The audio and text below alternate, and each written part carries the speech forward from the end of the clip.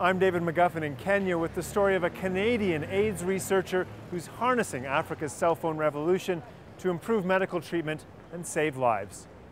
Eunice is HIV positive. A year ago, the widowed mother of 2 young children weighed less than 80 pounds. She was close to dying. I could not walk on my own.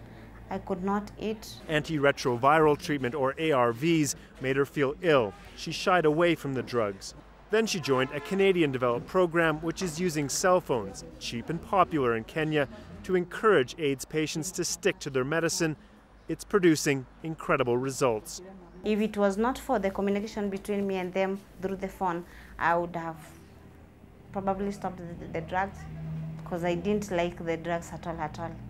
Even though she's feeling better, it's very important that she keeps taking her medications. The idea of using cell phones to help treat AIDS patients was developed 3 years ago by Dr. Richard Lester, an AIDS researcher with the University of Manitoba. He noticed cell phones being used everywhere in Kenya, no matter how poor or remote the region. Cell phone use is very inexpensive. It's very cheap compared to back home in Canada. The cost of sending an SMS is the equivalent of a few cents now. It's a very competitive market here. The cost of even voice calls, again, receiving them is always free. Piggybacking on this technology boom, Lester set up a program where every week at several AIDS clinics in Kenya, nurses send out a text message, or SMS, to hundreds of patients, reminding them to take their antiretroviral medicine.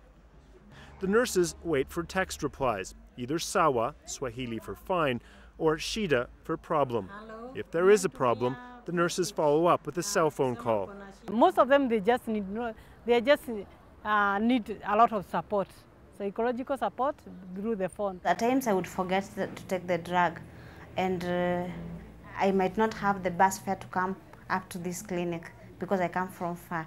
And I found I maybe have 5 shillings to talk time. So I would talk to them, and it saves my time and money. A recent government study found that patients in the clinics where the cell phones are being used were 2 times more likely to stick to their antiretrovirals than those at clinics without the program. This is key because irregular use of ARVs can cause drug resistance, which means moving to more expensive medications.